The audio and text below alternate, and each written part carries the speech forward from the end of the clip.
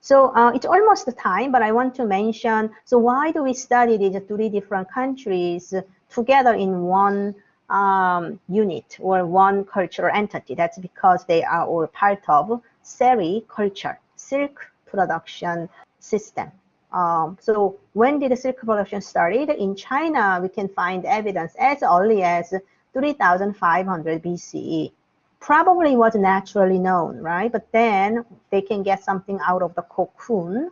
But then later, they started active cultivation, like an intervention, like a human intervention was poured into this effort, so that China from 2500 BCE, India around the same time, you can see a large-scale manufacturing of silk, so like a cultivation. And then 1 yard of silk, you need about 2,000 to 3,000 cocoons.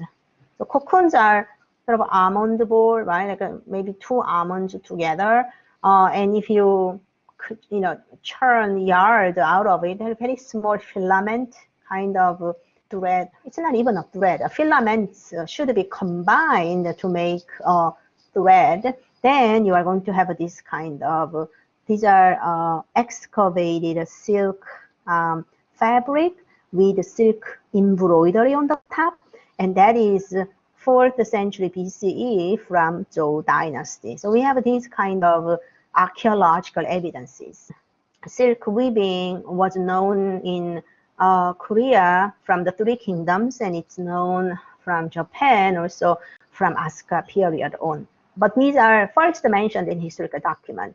And then because of this sericulture, silk production is related to the global trade along the Silk Road, so that ancient Roman civilization, for example, ancient Rome, they were major consumers of Chinese silk from, let's say, 1st century CE, that is Han Dynasty here in China, and that is Roman Empire in Europe, Western Europe. Roman Empire was big, right? Almost the entire Western Europe as well, like West Asia as well. So they were trading for silk. So that is very influential.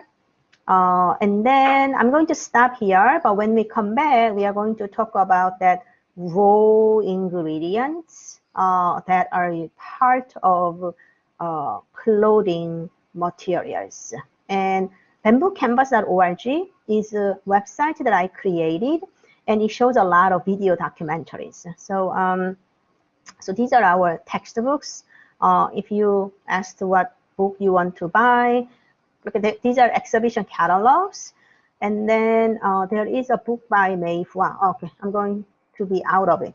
Stop sharing. And then now I am back here. So hold on. So if we go to the Blackboard here, this is a component called, in the content, there is a folder called EA Costume Bibliography and Resources. So these are sort of textbooks in PDF.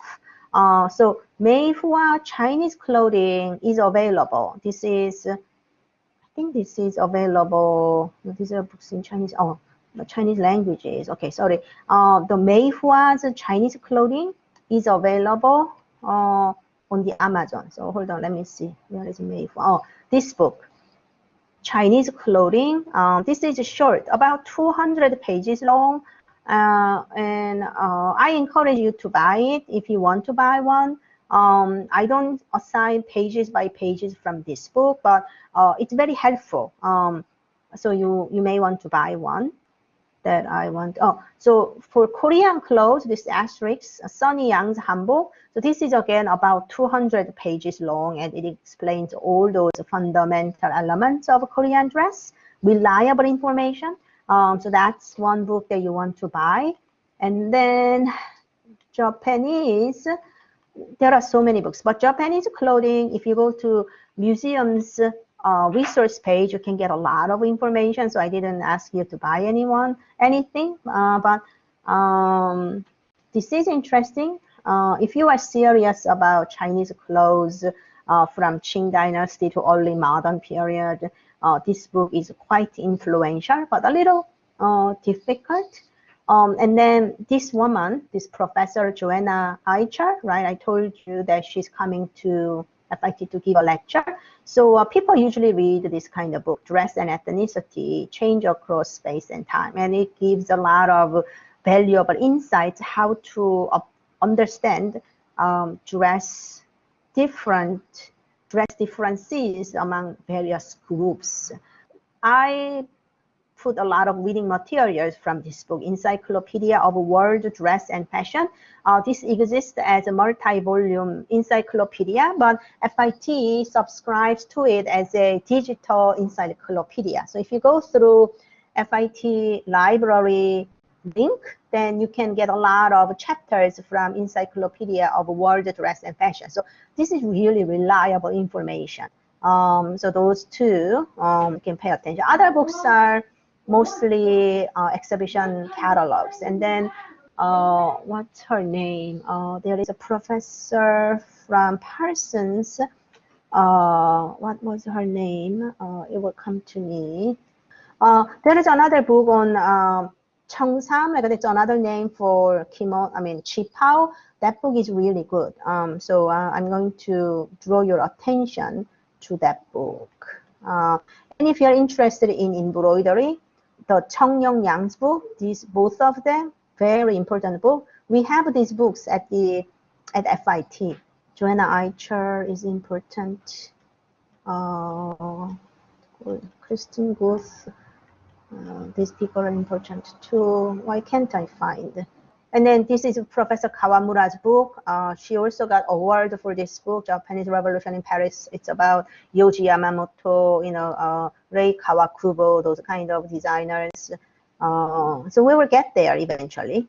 Thus, we are going to read some books by John Vollmer. John Vollmer is the husband of Valerie Steele. Do you know who Valerie Steele is? FIT museum director, right? So I have a more bibliography here. So if you want to particularly interest in textile, these are the books.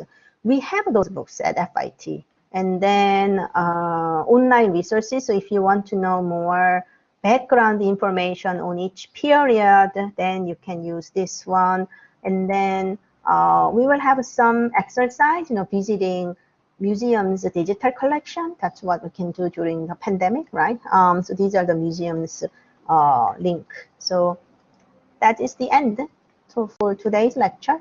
And the research guide, let me click it whether it goes to the library. Oh, so the library site, and you say Art East Asian costume. Asia. Well, I have to fix this link. Sometimes, it changes over time. And then this, I am going to update it. What would be valuable? But this is originally what I was thinking, historical character board. So that will be your individual assignment. So take a look and we will see. And then finally, we have discussions.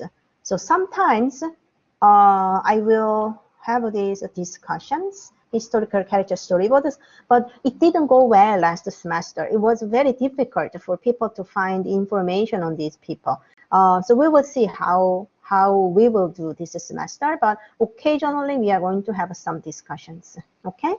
So I'm going to stop sharing, and then I am out of it. So nice meeting you, everybody.